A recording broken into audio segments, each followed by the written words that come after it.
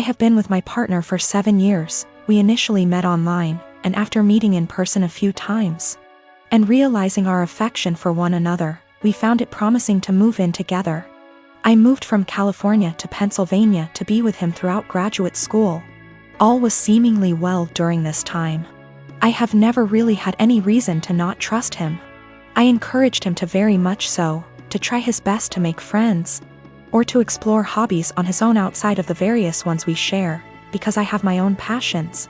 And I found we connected most when we met in the middle through conversations about these passions, through the act of explaining or showcasing what we've taken in or learned. Throughout these 7 years, he has struggled with very low self-esteem. And though I don't necessarily think of myself as the pillar of self-love, the depth of mine doesn't reach the low perception of his self-value. Because of this, he has seen and stopped seeing both a counselor and a therapist, and has been on medication to help for the last 6 months. Things were seemingly well between us, and continued to be pretty fluid. We continued to share things, and take long walks, and were pretty open-ended about where we stood in the relationship. If one was feeling a bit of an ebb, the other would pick up more of a share, and vice versa. However, things took a bit of a dip about 2 days ago when I felt the ebb and asked him about it. Initially, he said there was really nothing wrong.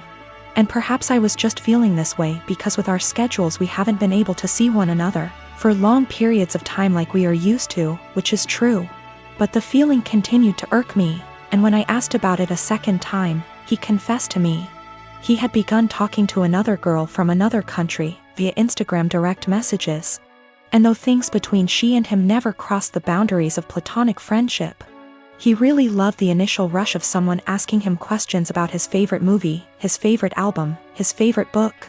All things he and I already know very well about one another. I asked if he'd sent any selfies, or anything risque, and he said no, though I can't confirm, because he deleted the messages. A good deal of me believes him, because of how open he was about the initial conversations to begin with. We slept apart, and I just felt really confused the entire night, because I couldn't really resonate with wanting that sort of attention from someone else. If anything, his yearning for that type of attention sort of hurt. It felt like I wasn't doing enough, or giving enough. The next morning, though I don't have an Instagram, and am not on the app, I went to check his using the desktop version, and found that posts where he once called me the love of his life, or a specific post with a gift I gave him that once said, "Greatest gift from the greatest girl," were still on his profile, but the words, girlfriend, or love of my life, were completed erased. With this realization, my confusion and hurt turned to very real heartache. I called him and asked if he had deleted these words from the specific posts, and with shame, he said yes, he did. When I asked why, he said it was because he just didn't want the attention from the girl asking him about himself to be disrupted if she found out he was in a long-term relationship. I guess this is where I asked the obvious and questioned why someone who is just asking about your favorite books, movies, etc., would be driven away by the fact that you have a girlfriend. And he said he didn't know why he did it, and that it was a massive mistake. At the risk of seeming toxic, and I will take full accountability for seeming so or being so, I asked him to please deactivate his Instagram for the time being while we sort through this, his Twitter as well. He did, and though I was feeling a bit of relief about that, I couldn't help but feel a bit saddened that he didn't choose to do that on his own for the benefit of our relationship. He had to wait for me to ask. Which again, just made me feel like such a toxic and controlling partner. 2 things I always strive to be so far from. When he got home from work, we discussed everything at massive length, and he continued to swear up and down that these conversations pertained strictly to music, movies, and books, and he didn't have interest in her. Just interest in the initial rush of the attention he was receiving. We read a few articles, and he broke things down to me as his self-esteem has never been lower. Despite his career as a doctor being at a high, and his finances in order, he felt things with his music weren't taking off. And with that came a feeling that he wasn't special, and it was nice for someone to make him feel that way. I felt shame and asked him if I wasn't doing enough or giving enough to him to make him feel that way. He said, I defiantly was. But my love, and attention and affection, became a pillar he could rely on, and got used to, so with new attention came a rush. And he liked that. I asked him if he wanted to be single and find that rush in dating new people. And he kept insisting that that's so far from what he wants. He wants to remain a couple and do all he can to work on these things together. Though I can't help but correlate that feeling he enjoys with the feeling of a first date. Which hurts, of course. I told him I didn't really see how we could move past this because there was nothing much for me to make an attempt to work on moving forward. This seems to be a self-stemming problem that I emphasize with, but just don't want to be on the receiving end of the counter effects. So though it is incredibly uneasy to begin to think of how difficult it'll be to begin again, it is just as difficult to think about how difficult it would be to stay and try to rebuild back up an issue that I feel like just a bystander. When it comes to, this has all been very painful, and if this comes to an end, I just want it to be as civil and as possible. He deserves to love himself, but not at the expense of the love we have between us. I deserve love that is stable and comforting, and not laced with newfound paranoia. Despite this all, my heart is still very much in this, of course, and he has been very vocal about how it was just one mistake. Nothing happened, we can work through this, etc. And I secretly keep hoping he will make a step, any step really, to showcase these words and implement action, seek a new therapist. Find the two of us a relationship counselor, buy a book on self-help or on how couple conquer affairs, anything at all. Without me having to be the one to ask him. I just want him to have that yearning that he continues to say he has, but instead of saying it, I was him to show me. That makes me irrational or just plain dumb. I believe to be in a state where I can handle either answer. Or something completely different just the same. Do all think I'm blowing something completely out of proportion? Given how this was an exchange of conversation between him and another girl for just a few days. And his erasure of me on his profile was only for about 2 days? This has been a first in this relationship, this has been a first in my life, truthfully. I just felt completely vulnerable and isolated. My boyfriend Steve and I have been dating for over 1.5 years. I met him in one of my upper-level classes 2 years ago. At the time he was finishing up his degree, before moving on and working on his master's. Since we started talking, seeing each other, and dating casually, I really loved our entire relationship. Steve and I had a lot of similar interests, which included traveling. We did a small trip to South America a couple months ago for a few weeks, Peru and Chile. We had an amazing time. It was once we got back from our trip that I saw our relationship in a whole different way. We traveled well together, and bonded in a new way. I knew I was in a great relationship. I thought we had a great relationship, until I got some news a few days ago. 3 days ago, I went over to drop a MacBook charger over at my best friend's house, Chenille. Chenille and I have been best friends since we were in high school from the age of 16 years old. I have always considered her to be my number one and closest person in my life. I have noticed that the past 6 months we haven't hung out in the same capacity that we usually have. Both of us have been busy with our lives, school, work, relationships, etc. But I kinda got the feeling after this past year of university around April that she was starting to move away. She had a bad with her ex that lasted under a year. He cheated on her with a coworker, and the rest is history. They broke officially around the end of January. As I went over to drop off her extra charger that she borrowed, I talked with her mom for a bit.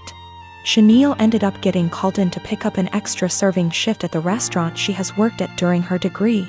Her mom wanted to talk to me about a few things. I was puzzled. Chenille's mom was always really outgoing and funny.